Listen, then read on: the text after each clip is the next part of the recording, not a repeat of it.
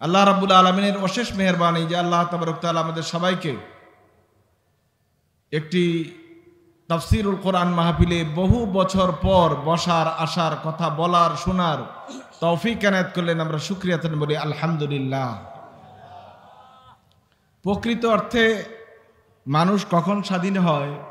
যখন মানুষ স্বাধীনভাবে তার মনের কথাটা অন্তত বলতে পারে। স্বাধীনভাবে মনের কথাটা বলতে পারার অধিকার বিগত 15-16 বছরে আমাদের ছিল না। আল্লাহ তাআলার কাছে অশেষ শুকরিয়া যে আল্লাহ তাবারক তাআলা আমাদেরকে আল্লাহ তাআলার খাস রহমতে এই ব্যবস্থা করে দিয়েছেন। আমরা সবাই বলি আলহামদুলিল্লাহ। সম্মানিত উপস্থিতি, আমাকে একটি বিষয় বেঁধে দেওয়া হয়েছে। যেহেতু বিষয় আপনারা আগ থেকে জানেন, ওই বিষয়ের বাইরে কথা বলার অভ্যাস আমার নেই। আমরা চেষ্টা করব যে কয়েকক্ষণ সময় আপনারা আমাকে সময় দেবেন, আমার সাথে থাকবেন, অতটুকু সময় আমরা শোনার চেষ্টা করব। বিষয়টি হলো ইসলাম ও পর্দা, ইসলামে পর্দার বিধান। এ বিষয় সম্পর্কে আমাদেরকে কথা বলতে বলা হয়েছে। পর্দার গুরুত্বটা আমাদের দেশে আলহামদুলিল্লাহ এখন অনেকটুকু হয়েছে। একটা সময় যখন ছিল, আরো 10-15 বছর আগের কথা বলি, তখন পর্দা বলতে বোঝানো হতো বাড়িতে চতুর্পাশে উঁচু ওয়াল করে কোনো একটা বেড়া দেওয়ার ব্যবস্থা করা। পাকা ওয়ালও হইতে পারে, বাড়িতে ভালো করে বেড়া দিয়ে রাখলে, পর্দা দিয়ে রাখলে এইটাই পর্দা, এমনটি ভাবা হতো। কিন্তু প্রকৃত পর্দা তো ওটাই যেটা আল্লাহ এবং তার রাসূল নির্দেশনা দিয়েছেন। কথা ঠিক কিনা বলেন? বাড়ির আপনারা দেখবেন শহরগুলোতে গেলে এক এক বাড়ির ওয়াল কত উঁচু। ঢাকা, ধানমন্ডি, বনানী ওইসব জায়গায় গেলে, গুলশানে গেলে বাড়ির ভিতরে ঢুকার কোনো ব্যবস্থাই নেই। কিন্তু উঁচু করছে, উঁচু করার পর আবার কাঁটা তারে বেড়া দিছে, ওইখানে আবার সিসি ক্যামেরা লাগানো আছে, জানার কোনো ব্যবস্থা নাই। পর্দা কত প্রকার ও কি কি ওই সব বাড়ির সামনে গেলে বোঝা যায়। আসলে কি ওখানে পর্দা আছে না বেড়া আছে? কথা বলবেন, পর্দা আছে না বেড়া আছে? বেড়া দেওয়া আছে, পর্দা নাই। বাড়ির ভিতরে মুহররম, গায়রে মুহররম, পরিচিত অপরিচিত সকল মানুষের সমানে অবাধে মেলামেশা হচ্ছে এবং সেখানে কোনো বালাই বলতে কিছু নাই। তাহলে এখানে কি পর্দা আছে? শুধু মনে করা হয়েছে যে উঁচু করে বেড়া দিলে পর্দা হয়ে যায় না।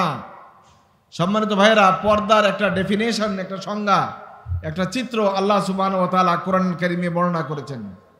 আপনি যদি প্রকৃত অর্থে মুসলমান হন, তাহলে অবশ্যই আপনাকে ওই পর্দার যে ডেফিনেশন কোরআনে দেওয়া আছে, আল্লাহ রাসূল যেভাবে হাদিসে বলেছেন, সেভাবেই আপনাকে মেনে চলতে হবে। আল্লাহ তাআলা আমাদেরকে মেনে চলার তৌফিক দান করুক। আমরা সবাই বলি আমিন। কোরআনুল কারীমে সূরা আন-নূর আয়াত নম্বর 30-31, সূরাতুল আহজাব আয়াত নম্বর 33, 53 এবং 59 নম্বর আয়াত, এই 5টি আয়াতে আল্লাহ সুবহানাহু ওয়া তাআলা মৌলিকভাবে পর্দার বিষয়গুলোকে আমাদেরকে অবহিত করেছেন এবং কি করা উচিত ইমানদারদের এ ব্যাপারে একটা দিক নির্দেশনা দিয়েছেন। 1 নম্বর কথা যেটি আল্লাহ সুবহানাহু ওয়া তাআলা সূরাতুন নূরে শুরু করেছেন, সেটা হলো কুল লিল মুমিনাতি ইয়াগুদুদনা মিন আবসারিহিন ওয়া ইয়াহফাযনা ফুরুজাহুন। এটা হলো সূরা আন-নূরের 32 নম্বর আয়াত, 31 নম্বর আয়াত, 30 নম্বর আয়াত আল্লাহ বলছেন কুল লিল মুমিনিনা ইয়াগুদ্দু মিন আবসারিহিম ওয়া ইয়াহফাযু ফুরুজাহুম।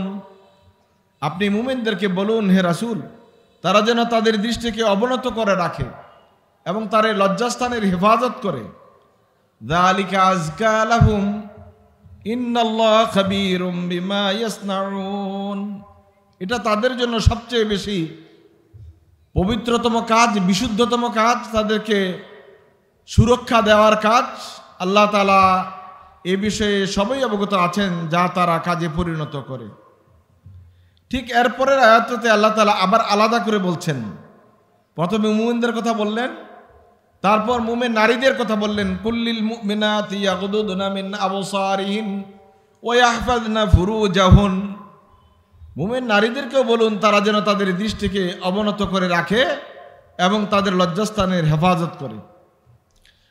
হযরতে যায়েনব বিনতে জাহাশ রাদিয়াল্লাহু তাআলা আনহাকে বিয়ে করার পর রাসূলুল্লাহ সাল্লাল্লাহু আলাইহি ওয়াসাল্লামের উপর প্রথম পর্দার আয়াতটি নাজিল হয়।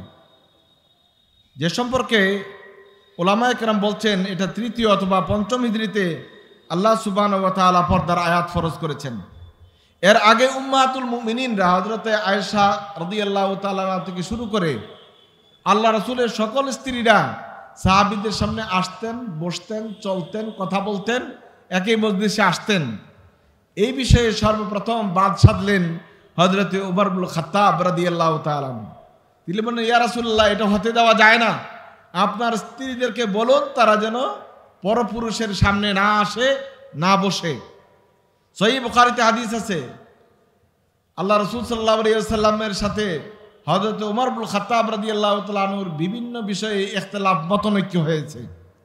কোন কোন রওয়ায়াতে সর্বনিম্ন 3টার কথা বলা আছে, সর্বোচ্চ 20টার কথা বলা আছে, যে 20টা বিষয়ে আল্লাহ রাসূল সাল্লাল্লাহু আলাইহি ওয়াসাল্লামের সাথে হযরত উমরের মতান্তর হয়েছে। এর মধ্যে একটি বিষয় ছিল পর্দার বিষয়। আল্লাহ রাসূল সাল্লাল্লাহু আলাইহি ওয়াসাল্লামকে তার স্ত্রীদেরকে পর্দায় রাখার জন্য হযরত উমর রাদিয়াল্লাহু তাআলা আনহু পরামর্শ দিয়েছিলেন, অনেকটা বাধ্যই করেছিলেন। দেখুন, মানুষের যত অন্যায় হয়, পাপাচার তৈরি হয়। এই পাপাচার তৈরির বড় একটা উৎস হলো চোখ, দেখা। মানুষ দেখার মাধ্যমে অন্যায়চারী হয়ে যায়। আল্লাহ তাআলা বলেন, কুল্লিল মুমিনিনা ইয়াগুদ্দু মিন আবসারিহিম, আপনি মুমিনদেরকে বলুন তারা যেন তাদের দৃষ্টিকে আনত করে রাখে, নিম্নগামী করে রাখে। হযরত আয়েশা সিদ্দিকা রাদিয়াল্লাহু তাআলা থেকে হাদিস, হযরত আলী কারামাল্লাহু ওয়াজহু থেকে হাদিস, আল্লাহ রাসূল সাল্লাল্লাহু আলাইহি ওয়াসাল্লাম হযরত আলীকে বলছেন, ইয়া আলীও লাকাল উলা ওয়া লাইসাত লাকাল সানিয়া, তুমি যখন রাস্তাঘাটে চলো তখন প্রথম দৃষ্টিটা আল্লাহ মাফ করে দিবেন। এখানে কোনো মহিলা আছে যারা তো পর্দা করে না, অনেক মহিলা আছে যারা খোলামুখী থাকে,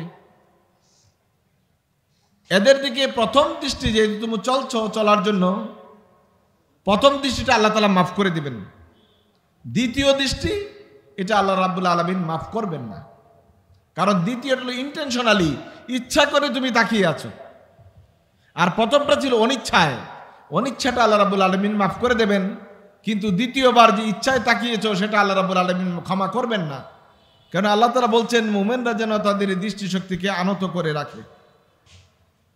সম্মানিত ভাইরা, অন্ধ মানুষ যারা, তাদের জান্নাতে যাওয়ার রাস্তা অনেকটুকুই আগানো, মানে যারা মোটেই চোখে দেখে না, তাদের জান্নাতে যাওয়ার রাস্তাটা অনেকটুকুই আগানো, যদি শুধু ইমানটা থাকে।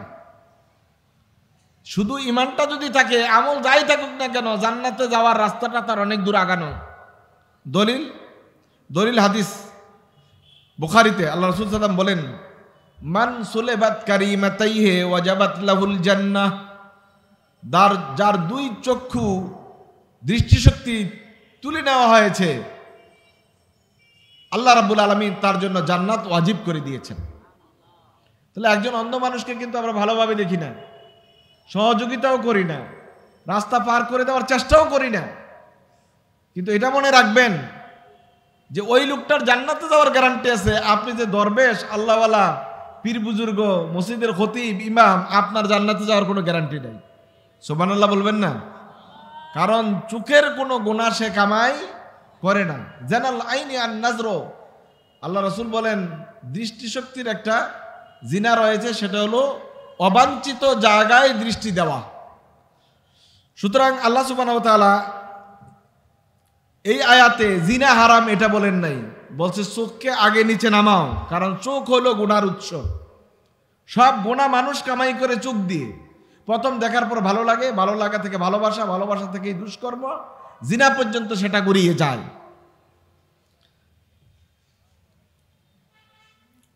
আল্লাহ রাসূল সাল্লাল্লাহু আলাইহি ওয়াসাল্লাম এজন্য দৃষ্টি আনত করতে বলেছেন। দেখেন কোরআনে কারিমে আল্লাহ তাআলা বলছেন, ওয়ানজিরহুম ইয়াওমাল আযিফাতি ইযিল কুলুবু লাদাল হানাজিরি কাযিমিন মা লিয-যালিমিন মিন হামিমিন ওয়ালা শাফিইন ইউতা ইয়ালামু খায়নাতাল আয়ুনি ওয়া মা তুখফিস সুদূর। খায়নাতুল আয়ুন, টেরা চোখে, বাঁকা চোখে কি দেখেন, আপনার অন্তরে কি লুকিয়ে রেখেছেন, এটি আল্লাহ রাব্বুল আলামিন জানেন এবং সময় মতো এগুলোর হিসাব নেবেন। সুতরাং অনেকে এটা করে, দৃষ্টি চুরি করার চেষ্টা করে, অন্যের চোখ ফাঁকি দিয়ে আরেকজনকে দেখার চেষ্টা করে। এটা হলো চোখের খেয়ানত, খায়নাতুল আয়ুন। এই চোখের খেয়ানত আল্লাহ রাব্বুল আলামিনের কাছে জবাবদিহি করতে হবে। আল্লাহ রাসূল সাল্লাল্লাহু আলাইহি ওয়াসাল্লাম বলেন, লা ইয়ানজুরুর রাজুলু ইলা আওরাতির রাজুলি ওয়ালাল মারআতু ইলা আওরাতিল মারআহ। মহিলা আরেক মহিলার লজ্জাস্থানের দিকে তাকাতে পারবে না, কোনো পুরুষ অপর পুরুষের লজ্জাস্থানের দিকে তাকাতে পারবে না। এমনকি আল্লাহ রাসূল সাল্লাল্লাহু আলাইহি ওয়াসাল্লাম একই কাপড়ের নিচে অপরিচিত দুইজন নারী পুরুষ অথবা পুরুষ পুরুষ অথবা নারী এবং নারী যারা প্রাপ্তবয়স্ক তাদেরকে শুইতে নিষেধ করেছেন সতর্কতার জন্য। মানুষ কিভাবে দৃষ্টিশক্তি দিয়ে গুনাহ কামাই করে এ প্রসঙ্গে একটা হাদিস বুখারী কিতাবুল হজ বর্ণিত হয়েছে হযরত ফাদল ইবনে আব্বাস রাদিয়াল্লাহু তাআলা আনহু। তিনি আল্লাহ রাসূলের সাথে একই উটের মধ্যে ছিলেন। সে সময় একজন মহিলা আসলেন, খাসআম গোত্রের, বনু খাসআমা গোত্রের। মহিলাটি যুবতী ছিল, সুন্দরী ছিল। আর আল্লাহ রাসূলের সাথে থাকা সাহাবী ফাদল ইবনে আব্বাস তিনিও যুবক ছিলেন। দুজনের মনের মধ্যে একটা চোখে দেখাদেখি হয়ে গেল, আর দেখার কারণে একটা ভালোবাসা, ভালো লাগা। আল্লাহ রাসূল এই দৃষ্টিটা লক্ষ্য করেছেন। হযরত ফাদল ইবনে আব্বাস রাদিয়াল্লাহু তাআলার চেহারাটা মহিলার দিক থেকে ঘুরিয়ে উল্টো দিকে দিয়ে দিলেন, যেন হযরত ফাদল আর কোনোভাবে ওই মহিলার দিকে না তাকান। এই যে একজন নারী এবং পুরুষের একজন আরেকজনের দেখা নিষিদ্ধ, আল্লাহ রাসূল কোনো ওয়াজ করলেন না, শুধু হাত দিয়ে পরিবর্তন করে বুঝিয়ে দিলেন এটা তোমার জন্য করা উচিত না। সব দুষ্কর্মের প্রথম কাজ হলো চোখে দেখা। চোখে দেখলেই ভালো লাগে, চোখে দেখলেই মানুষ খারাপ কাজ করার জন্য ধীরে ধীরে এগিয়ে যায়। এজন্য গাদ্দুল বাসার, দৃষ্টিকে আনত করা, এটা আল্লাহ তাআলা নির্দেশ দিয়েছেন, এটা একটি ফরজ কাজ। হাদিস শরীফে এসেছে আল্লাহ রাসূল সাহাবীদেরকে নসিহত করছেন, ইয়াকুম ওয়াল জুলুসা ফিত তুরুকাত, সাবধান তোমরা রাস্তার মধ্যে মোড়ে মোড়ে বসে থেকেও না, যে মানুষ যায় ওখানে রাস্তার মধ্যে বসিও না। ফাকালু ইয়া রাসূলুল্লাহ মা লানা ফি মাজালিসিনা বুদ্দুন নাতাহাদ্দাসু ফিহা। সাহাবীরা বললেন, ওইখানে বসে ছাড়া তো উপায় নাই, চায়ের স্টলে, দোকানে, রাস্তার পাশে বসে বসে তো আমরা আড্ডা করি, কথাবার্তা বলি। তো আল্লাহ রাসূল বললেন, তোমরা যখন সেখানে বসতেই চাও তাহলে ফাআতুত তারিকা হাক্কাহু, রাস্তার হক আদায় করো। সাহাবীরা বললেন, ইয়া রাসূলুল্লাহ ওমা হাক্কুত তারিক, রাস্তার হক আবার কি? কালা গাদ্দুল বাসরে ওয়া কাফুল আযা। এক নম্বর বললেন, রাস্তার হক হলো চক্ষুকে আনত করে রাখা, মানুষদেরকে কষ্ট দেওয়া থেকে বিরত থাকা, ওয়ারাদ্দুস সালাম, অন্যের সালামের জবাব দেওয়া, ওয়াল আমর বিল মারুফি ওয়ান নাহি আনিল মুনকার, মানুষদেরকে সৎ কাজের আদেশ এবং অসৎ কাজ থেকে নিষেধ করা। এইগুলো হলো রাস্তার হক। যদি আদায় করতে পারো তাহলে রাস্তার কাছে বসিও। আমাদের দেশে যারা রাস্তার পাশে চায়ের স্টলে বসে, আমার মনে হয় না এই হকের কোনো একটা আদায় করে। কেউ অপেক্ষা থাকে যে কেউ নিয়ে সালাম দেয়, নিজে তো সালাম দেই না। আবার ওখানে বসে চায় কোন মেয়ে গেল, কোন মহিলা গেল, কোন লোক গেল, আসলো না আসলো, ওদিকেই দৃষ্টিটা থাকে। কথা ঠিক কিনা বলেন? যে আল্লাহ রাসূল বলছেন বসো রাস্তার মধ্যে, তবে এই হকগুলো আদায় করিও। গাদ্দুল বাসার হলো এক নম্বর। এজন্য ভাইরা, আল্লাহ সুবহানাহু ওয়া তাআলা চক্ষু আনত করতে বলেছেন। এটা যেন এমন হয়ে না যায় যে নারীদেরকে আল্লাহ তাআলা সুন্দর করে তৈরি করেছেন, এটা আপনার স্ত্রী হওয়ার পর তার দিকে তাকাবেন, স্ত্রী ছাড়া আর তাকানোর কোনো সুযোগ নাই। যেমনটি বলেছিলেন উর্দু শায়ের গালিব, শকনে জুলফে अंबरे क्यों है निगाहे चश्मे सुरमा सा किया है, तस्बीह के दाने हैं ये हसीन चेहरे, निगाहे फिरत जाती है जिक्र खुदा हो जाती है। শুনতে তো ভালোই লাগে, কিন্তু কাজ তো এরকম না। উনি বলতেছেন এই যে বাঁকানো চুল, কোকড়ানো চুল মাথার প্রেমিকার খুব সুন্দর দেখতে, নিগাহে চশমে সুরমা সা কিয়া है, সুরমা লাগানো দৃষ্টি, এটা অনেক সুন্দর দেখতে, ভালোই লাগে। এরপর আরো মারাত্মক বলেছেন, তসবিহ কে দানে হে ইয়ে হাসিন চেহারে, মানুষদের চেহারা যখন সুন্দর হয় তখন মনে হয় এক একটা মানুষ যেন এক একটা তাসবির দানা। নেগাহে ফিরতে জাতি হ্যায় জিকিরে খোদা হো জাতি হ্যায়, যখন একবার একজনের দিকে তাকাই তখন আল্লাহর কথা স্মরণ হয়, আমার আল্লাহর জিকির করা শেষ হয়ে যায়। আবেগী কবিতা, বাস্তবে না। বাস্তব হলো এটা মানুষকে কি করা? ক্ষতিগ্রস্ত করা। ইমরুল কায়েস, যিনি জাহিলি যুগের কবি ছিলেন, তিনি বলেছেন, ওমা জারাফাত আইনাকে ইল্লা লিতাদরিবি বিসাহমাইকে ফি আশারে কলবিন মুকাত্তালি। ওই প্রেমিকাকে বলছেন, তোমার দুই চোখ দিয়ে যখন তাকাও আমার দিকে, মনে হয় যেন চোখ দুটি চোখ নয়, এটি যেন আমার অন্তরে তীর বিদ্ধ করে।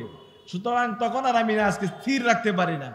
চোখ হলো এমন একটা বর্ষার মতো, তীরের মতো, ক্ষতিকর বুলেটের মতো, যেটা মানুষের চরিত্রকে বিধ্বংস করে দেয়। এজন্য আল্লাহ বলছেন, কুল্লিল মুমিনিনা ইয়াগুদ্দু মিন আবসারিহিম, হে আপনি মুমিনদেরকে বলুন তারা যেন তাদের দৃষ্টিকে আনত করে রাখে। দৃষ্টি নিয়ন্ত্রিত তো আপনার চরিত্র নিয়ন্ত্রিত, দৃষ্টি নিয়ন্ত্রিত তো আপনার পুরা জীবন নিয়ন্ত্রিত। এজন্য ভাইরা, চোখের হক আছে, চোখের হকটা আদায় করার জন্য দৃষ্টিকে আনত করে রাখবেন। আল্লাহ সুবহানাহু ওয়া তাআলা এটা নির্দেশ দিয়েছেন। দ্বিতীয় আয়াতে এসে সূরা নূরের 31 নম্বর আয়াতে আল্লাহ বলছেন, কুল্লিল মুমিনাতি ইয়াগুদুদনা মিন আবসারিহিন, মহিলাদেরকে বলতেছে তারা যেন দৃষ্টি আনত করে রাখে। অন্য দেশের কথা জানি না, আমাদের বাংলাদেশের সংস্কৃতি, বিশেষত গ্রামগঞ্জে যে সমস্ত মায়েরা থাকেন, বোনেরা থাকেন, তারা কিন্তু অনেক লজ্জাশীল হয় এবং ঠিকই তাদের দৃষ্টিটা আনত থাকে। কিন্তু এটা কি আমাদের শহুরে জীবনের চরিত্র? শহুরে জীবনের চরিত্র হলো সম্পূর্ণ ভিন্ন, এবং সেখানে যত বেশি মেশামেশি করা যায়, ডলাডলি করা যায়, এটাকে মনে করা হয় যে উন্নত সংস্কৃতি। নাউজুবিল্লাহ মিন যালিক। আল্লাহ বলছেন নারীরা যেন তাদের দৃষ্টিকে আনত করে রাখে। এবং আল্লাহ তাআলা এটা এজন্য বিশেষ করে বলেছেন, যেহেতু মেয়েদের একটা বদভ্যাস আছে, ও খায়নাতুল আয়ুন, তারা দৃষ্টিকে চুরি করে থাকার অভ্যাস তাদের আছে। কারো বাড়িতে কোনো মেহমান যায়, তখন এই দরজার ফাঁক দিয়ে, বেড়ার ফাঁক দিয়ে, দেয়ালের ছিদ্র দিয়ে দেখার অভ্যাস আমাদের মেয়েদের আছে। আল্লাহ তাআলা এটা করতে নিষেধ করেছেন। আপনার কাজ হলো একজন পুরুষের মতোই আপনি দৃষ্টি অবনত করে রাখবেন। হাদিস সহিহ বুখারীতে আল্লাহ রাসূল সাল্লাল্লাহু আলাইহি ওয়াসাল্লামের সামনে উম্মুল মুমিনিন উম্মে সালামা এবং মাইমুনা রাদিয়াল্লাহু তাআলা আনহা অবস্থান করছেন। এ সময় একজন সাহাবী আসলেন, আব্দুল্লাহ ইবনে উম্মে মাকতুম রাদিয়াল্লাহু তাআলা আনহু। তিনি চোখে দেখতেন না, তিনি অন্ধ ছিলেন। তো আল্লাহ রাসূল বললেন, যাও তোমরা এখন চলে যাও, আব্দুল্লাহ ইবনে উম্মে মাকতুম এসেছে, তোমরা পর্দার আড়ালে চলে যাও। তখন উম্মে সালামা রাদিয়াল্লাহু তাআলা, আপনারা হাদিস যদি বেশি পড়েন তাহলে এটা টের করবেন, উম্মে সালামা রাদিয়াল্লাহু তাআলা আনহা খুব বুদ্ধিমতী মহিলা এবং উপস্থিত প্রশ্ন করার ক্ষমতা তার অনেক বেশি। এ সংক্রান্ত একটা হাদিস আছে, বুখারী কিতাবুল হজ, শরহ মানিল আসার, কিতাবুল নিকাহ, হাদিস উল্লেখ করা আছে যে উম্মে সালামা রাদিয়াল্লাহু তাআলা আনহা মাঝে মধ্যে রাসূল সাল্লাল্লাহু আলাইহি ওয়াসাল্লামকে সূক্ষ্ম পরামর্শ দিতেন। আমাদের অনেক ভাইয়েরা এমন আছেন, স্ত্রীর সাথে, বউয়ের সাথে কোনো পরামর্শ করেন না, এবং এটা বলেও বেড়ান যে মহিলাদের সাথে আবার কিসের পরামর্শ, এটা বলে নিজকে আত্মতৃপ্তি দেন, এটা ঠিক না। রাসূলুল্লাহ সাল্লাল্লাহু আলাইহি ওয়াসাল্লাম সময়ে সময়ে তার স্ত্রীদের সাথেও পরামর্শ করতেন, আর এই পরামর্শ করার ফলে কোনো সময় একটি ভালো ফলাফলও আসতো। হযরত রাসূল আকরাম সাল্লাল্লাহু আলাইহি ওয়াসাল্লাম হুদায়বিয়ার সন্ধি চুক্তিতে যখন যান, উদ্দেশ্য ছিল উমরা করবেন, কিন্তু তিনি উমরা করতে পারলেন না, তারা অনুমতি দিলেন না। রাসূল সবাইকে বললেন, তোমরা ইহরাম ভেঙে ফেলো, কোরবানির পশু কোরবানি করে দাও, আমরা এখান থেকে মদিনার পথে চলে যাব।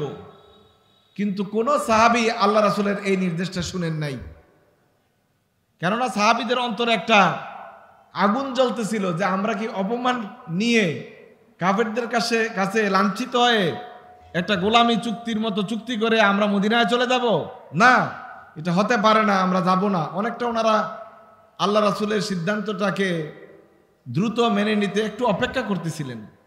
রাসূল খুব মনে কষ্টে পাইলেন যে সাহাবীদেরকে বললাম কুরবানি করে ফেলার জন্য, বললাম মাথার চুল ফেলে দেওয়ার জন্য, ইহরাম ভেঙে ফেলার জন্য, ওরা আমার কথাটা রাখলো না। একটু মনে কষ্ট নিয়েই তাঁবুর ভিতরে ঢুকলেন। হযরত উম্মে সালামা রাদিয়াল্লাহু তাআলা আনহা জিজ্ঞেস করলেন, ইয়া রাসূলুল্লাহ, মনে হয় আপনি মানসিকভাবে একটু বিপর্যস্ত, ঘটনা কি খুলে বলুন। আল্লাহ রাসূল বললেন, সাহাবীদেরকে বলেছিলাম ওরা যেন কোরবানিটা করে ফেলে, মাথার চুল কামিয়ে ফেলে, ইহরাম খুলে ফেলে আমরা মদিনায় চলে যাব, এবছর আর উমরা হবে না। কিন্তু একজন সাহাবীও আমার কথাটা রাখলো না, যেন আমার মনে কষ্ট পেয়েছি। আমি আমার তাঁবুতে চলে আসলাম। তখন উম্মে সালামা রাদিয়াল্লাহু তাআলা না একটা পরামর্শ দিয়েছেন, বলেন, ইয়া রাসূলুল্লাহ, এটার সবচেয়ে বড় সহজ সমাধান হলো আপনি নিজে যান, আপনি নিজে গিয়ে আগে নিজের মাথা কাউকে দিয়ে মুন্ডিয়ে ফেলুন, চুল একদম ফেলে দিবেন, চেঁচে ফেলবেন, আর নিজে কোরবানি করে ফেলবেন, কাউকে কিছু বলবেন না। আল্লাহ রাসূল যেই মাত্র তার মাথার চুল ফেলে দিলেন আর কোরবানি করে ফেললেন, দলে দলে সাহাবারা মাথার কামিয়ে কোরবানির কাজ সম্পন্ন করে ফেললেন। সুবহানাল্লাহ বলবেন না? উম্মে সালামা ছিলেন এরকম আল্লাহ রাসূলের বিপদের সময়ে সূক্ষ্ম পরামর্শ দানকারী। যখন আল্লাহ রাসূলকে মাথার চুল ফেলতে দেখলেন, সাহাবীরা চিন্তা করলেন এখন আর দেরি করার কোনো সুযোগ নাই, অটোমেটিক তারা কাজটা করে ফেললেন। কারণ রাসূলুল্লাহ সাল্লাল্লাহু আলাইহি ওয়াসাল্লামের কোনো আমলের পর সাহাবায়ে কেরাম ওই আমল করা থেকে কখনোই বিরত থাকতেন না। উম্মে সালামা বললেন, ইয়া রাসূলুল্লাহ, আপনি যে আমাদেরকে বলছেন আমরা ভিতরে চলে যাব, ইন্নাহু আমা, আব্দুল্লাহ ইবনে মাকতুম তো একেবারেই অন্ধ। সে মানুষ তো কত রকমের অন্ধ হয়, কিন্তু আব্দুল্লাহ ইবনে উম্মে মাকতুম এমন অন্ধ ছিলেন তিনি কিছুই দেখতেন না, তা আমরা ভিতরে কেন যাব? আল্লাহ রাসূল বললেন, আব্দুল্লাহ ইবনে উম্মে মাকতুম অন্ধ এটা তো ঠিক, তোমরা কি অন্ধ? আল্লাহ রাসূল বললেন শুধু এতটুকুই, তোমরা কি অন্ধ? তোমরা তো চোখে দেখতে পাচ্ছ তাকে, সুতরাং তোমাদের পর্দা করা উচিত, তোমাদের উপর যতটুকু ফরজ। কুল্লিল মুমিনাতি ইয়াগুদুদনা মিন আবসারিহিন, মুমিনরা যে মুমিনা নারীরা তাদের দৃষ্টিকে আনত করে রাখবে, যে দেখবে তার চোখ আছে কি চোখ নাই এটা দেখার বিষয় না। সুতরাং মায়েরা আপনারা এই বিষয়টাকে সতর্কতার সহিত নেবেন, যাতে করে আপনারা যেই অনেকেরই বদভ্যাস আছে যে কোনো বাড়িতে মেহমান আসলে দরজার ফাঁক ফোকর দিয়ে দেখা, এটা যেন না করেন। আল্লাহ রাসূল সাল্লাল্লাহু আলাইহি ওয়াসাল্লাম এটা কখনোই পছন্দ করতেন না। এ সংক্রান্ত হাদিস আছে যে আল্লাহ রাসূল সাল্লাল্লাহু আলাইহি ওয়াসাল্লামের উম্মাতুল মুমিনিনরা কত বেশি এই বিষয়টিকে গুরুত্ব দিতেন। হযরতে ওমর ইবনে খাত্তাব রাদিয়াল্লাহু তাআলা আনহু আল্লাহ রাসূলের স্ত্রী হযরতে সাউদা বিনতে জামআ রাদিয়াল্লাহু তাআলা আনহাকে একদিন রাতের বেলায় দেখলেন যাচ্ছেন, টয়লেটে যায়, কিন্তু তখন যেহেতু ফরজ হয় নাই পর্দা, তিনি ভালো করে পর্দা করে যাচ্ছিলেন না। হযরত ওমর এসে সরাসরি আল্লাহ রাসূলের কাছে বললেন যে এইভাবে আর চলতে দেয়া যায় না, আপনার স্ত্রীদেরকে বলবেন তারা যেন পর্দা করে যায়। এরপরেই আল্লাহ সুবহানাহু ওয়া তাআলা পর্দার আয়াত নাজিল করলেন এবং সাহাবায়ে কেরাম রাদিয়াল্লাহু তাআলা আলাইহিম আজমাইনদের উপরে আল্লাহ তাআলা এটা ফরজ করে দিলেন। সম্মানিত ভাইরা, আমরা 2-4 মিনিট কথা বলে আলোচনা শেষ করব। পর্দা ফরজ হওয়ার জন্য 1 নম্বর শর্ত হলো মেয়েরা যারা পর্দা করেন তাদের জন্য পুরোটা শরীর ঢেকে ফেলা, সাতরু জামি বাদানিল মারআ, একবারে পুরো শরীর যতটুকু ঢাকা যায় অতটুকু ঢেকে ফেলা। মুখ খোলা রাখা, এই ব্যাপারে উলামায়ে কেরামদের বড় ইখতিলাফ, মতবিরোধ আছে। মুখটা হলো 1 নম্বর পর্দা করার জায়গা, কারণ মুখ থেকেই তো মানুষ দেখেই তো ভালো লাগেই তো অবৈধ প্রেম তৈরি হয়। সুতরাং এটা করতে উলামায়ে কেরাম রাদিয়াল্লাহু তাআলা আলাইহিম আজমাইন নিষেধ করেছেন। এটা যেন না হয়, আল্লাহ সুবহানাহু ওয়া তাআলা বলছেন, ইয়া আইয়ুহান নাবিয়্যু কুল লিআজওয়াজিকা ওয়া বানাতিকা ওয়া নিসাইল মুমিনিনা ইউদনিনা আলাইহিন্না জালাবিবিহিন্না যালিকা আদনা আন ইউরাফনা ফালা ইউযিনা। হে রাসূল, আপনি বলে দিন আপনার স্ত্রীদেরকে, আপনার কন্যা সন্তানদেরকে, আপনার মুমিনা নারীদেরকে তারা যেন তাদের উপরে জালাবিব বড় ধরনের একটি চাদর ঝুলিয়ে নেয়, যাতে করে তাদের শরীরের কোনো অঙ্গ প্রত্যঙ্গ দৃষ্টিগোচর না হয়। এজন্য উলামায়ে কেরাম বলছেন, পর্দার বড় শর্ত হলো এমন কোনো কিছু জড়িয়ে নেওয়া যাতে করে শরীরের কোনো অংশ অনুমেয় না হয়। মায়েদের জন্য এটা ফরজ কাজ। 2 নম্বর বিষয় হলো পর্দাটা যেন আবার কোনো ফ্যাশন হয়ে না যায়। আপনারা দেখবেন অনেক মায়েরা বোরকা পরেন, বোরকা আবার ফ্যাশনদার বোরকা। এই বোরকাটা আবার দেখার মতো, উপর দিয়ে জরি লাগানো বা এমন ডিজাইন করা যে হয়তো আসল পোশাকটা গায়ে থাকলে ওইদিকে লোকেরা তাকাইতো না, কিন্তু বোরকার এমন ডিজাইন, এমন রং রূপ করে তৈরি করা হয়েছে, মানুষ এখন ওই বোরকার দিকে তাকিয়ে থাকে। এরকম ফ্যাশন বোরকা এখন আছে না? এই বোরকা পরতে উলামায়ে কেরাম নিষেধ করেছেন। কেন? আল্লাহ তাআলা বলছেন, ওয়ালা ইউবদিনা যিনাতাহুন্না, এমন বোরকা পরবে না যেটা তারা তোমাদের সৌন্দর্য প্রকাশ পেয়ে যায়, এমন টাইট বোরকা শরীরের অঙ্গ প্রত্যঙ্গ বোঝা যায়, এগুলি বোরকা না, বরং আপনি পরবেন ঢিলা ঢালা জামা, যাতে করে আপনাকে অনুমানই করা না যায়।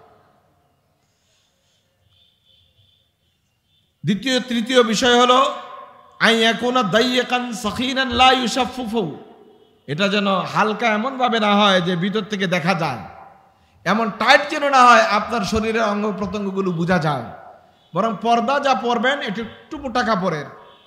এই জন্য আপনারা দেখবেন আগের যুগে যে বোরকাগুলি তৈরি হইতো, এখনো অধিকাংশ বোরকা কি রঙের হয়? কালো রঙের। কেন? কালো রঙের কারণে ভিতরে আর কিছু দেখা যায় না, অনুমান করা যায় না।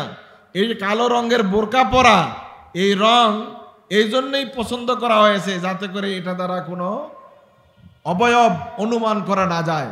নাহলে কালো রং হওয়া কিন্তু ফরজ না, ঢিলে ডালা হওয়া, এটা ঢিলে ডালা হওয়া যাতে করে একবার ৮-৬ হয়ে গায়ের সাথে লেগে না থাকে। উলামায়ে কেরাম বলছেন এটি একটি গুরুত্বপূর্ণ বিষয়। 5 নম্বর বিষয় হলো বাড়ি থেকে বেরিয়ে যাওয়ার সময় কোনো সুগন্ধি ব্যবহার না করা।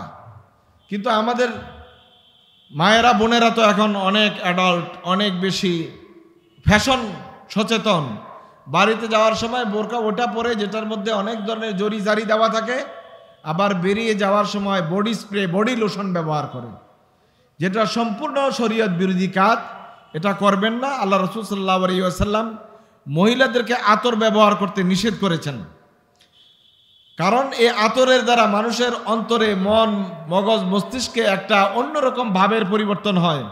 সহিহ হাদিসে এসেছে, আল্লাহ রাসূল বলছেন, আইয়ুমা ইমরাতিন ইস্তাতারাত ফামাররাত আলা কাউমিন লা ইয়াজুদু মিন রিহিহা ফাহিয়া জানিয়া, যে ব্যক্তি এরকম সুগন্ধি ঘ্রাণ লাগিয়ে যায় কোনো নারী রাস্তা অতিক্রম করে, সে জানাকার হিসেবে আল্লাহ তাআলার কাছে বিবেচিত হবে।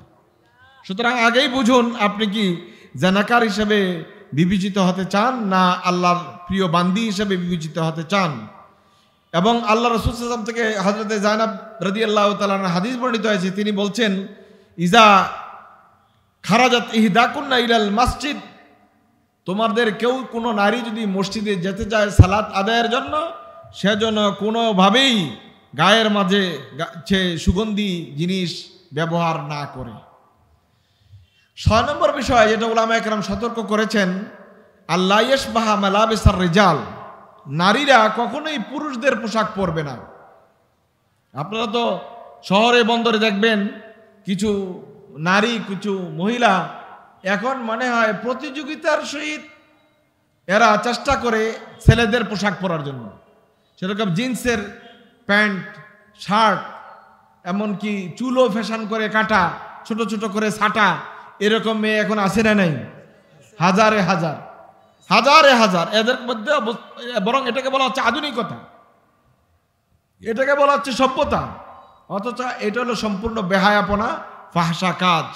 আল্লাহ রাসূল সাল্লাল্লাহু আলাইহি ওয়াসাল্লাম এইরকম লোক যে নারী পুরুষের মতো পোশাক পরে, মুসাব্বাহাতুম বির-রিজাল, আর যে পুরুষ নারীদের মতো পোশাক পরে, আল্লাহ রাসূল তাদের উপর লানত দিয়েছেন। নাউযুবিল্লাহি মিন যালিক।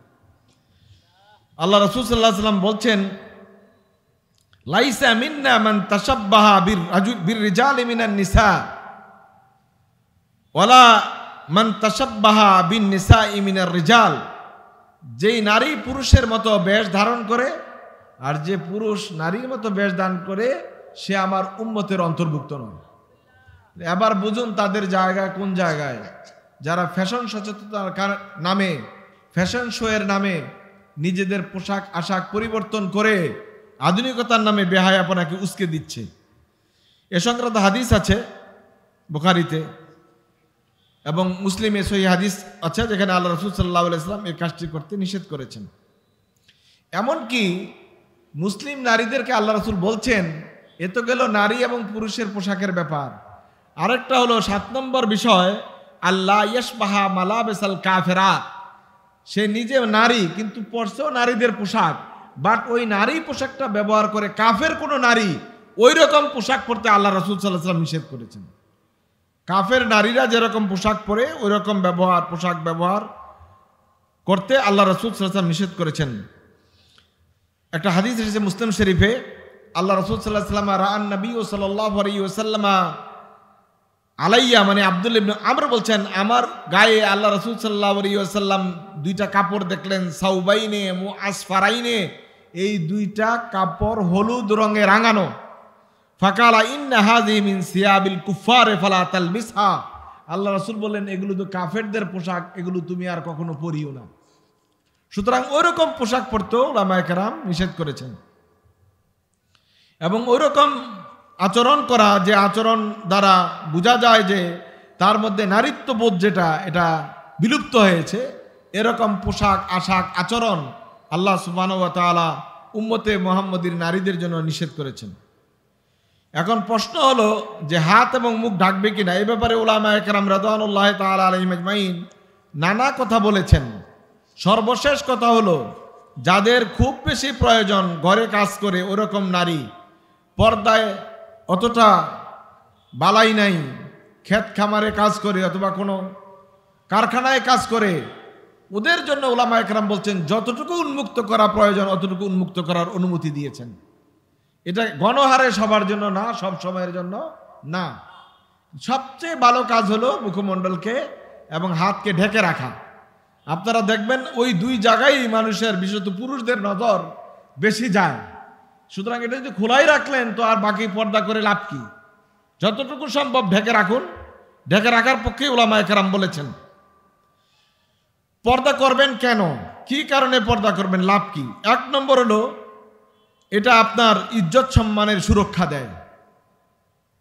এটা আল্লাহর রাসূল সাল্লাল্লাহু আলাইহি ওয়াসাল্লাম বলছেন যে মানুষের নৈতিকতার নিরাপত্তা দেয় বিয়ে, আর মানুষের চোখের নিরাপত্তা দেয় পর্দা। সুতরাং পর্দা আপনাকে করতেই হবে, ফিতনা থেকে বাঁচায়, ফাসাদ থেকে বাঁচায়, আপনার ইজ্জত আবরু রক্ষা করে। 2 নম্বর হলো তাহারাতুল কলব, আপনার অন্তরকে পরিচ্ছন্ন রাখে। কিছু মানুষ দেখবেন বলে নামাজে মজা পায় না, রোজায় মজা পায় না, ইবাদতে মজা পায় না। ওদের মূল সমস্যা হলো চোখের মধ্যে, তারা চোখকে নিয়ন্ত্রণ করতে পারে না। চোখ নিয়ন্ত্রণ করা না পারার কারণে এই ধীরে ধীরে অন্তরটা কালো কালো দাগে ভরপুর হয়ে যায়। হাদিস সহিহ মুসলিমে কিতাবুল ইমানে আল্লাহ রাসূল সাল্লাল্লাহু আলাইহি ওয়াসাল্লাম বলেন, একটা মানুষ যখন গুনাহ করতে থাকে, একটা গুনাহ করে, মানুষের অন্তরটা হলো স্বচ্ছ আয়নার মতো, স্বচ্ছ কাগজের মতো, ফর্সা কাগজের মতো, আয়নার মতো। যখন একটা গুনাহ করে তখন নুকতাতান সাউদা, একটা কালো দাগ সেখানে পড়ে।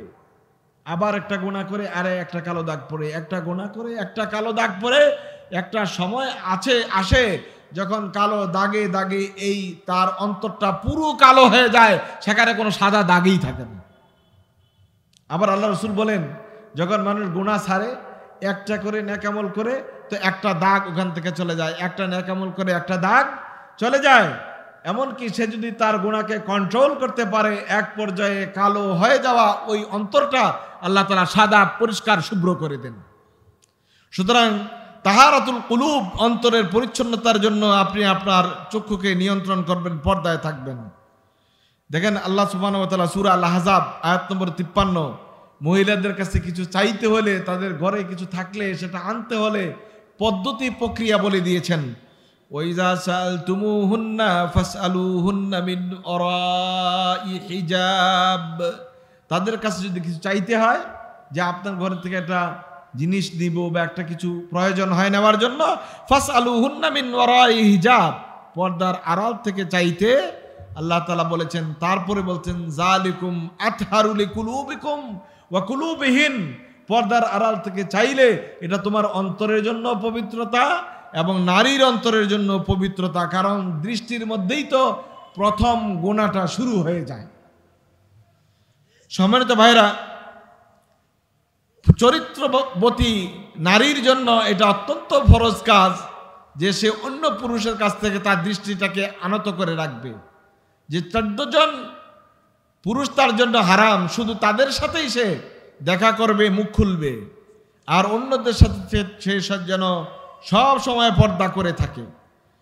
যদি আপনি পর্দায় থাকেন তো হিফজুল হায়া, আপনার লজ্জা হেফাজত থাকবে। আল্লাহ রাসূল বলছেন লা ঈমানা লিমান লা হায়া লাহু ওয়ালা দীনা লিমান লা আহাদা লাহু, যার লজ্জা নাই তার ঈমান নাই, যিনি ওয়াদা রক্ষা করেন না তার দিন নাই। এ প্রসঙ্গে হযরতে উম্মুল মুমিনিন আয়েশা সিদ্দিকা রাদিয়াল্লাহু তাআলা আনহা থেকে হাদিস বর্ণিত হয়েছে। আমরা আমাদের পরিবার পরিজনদেরকে সবাইকে চেষ্টা করব সবাই যেন পর্দাবৃত অবস্থায় থাকে।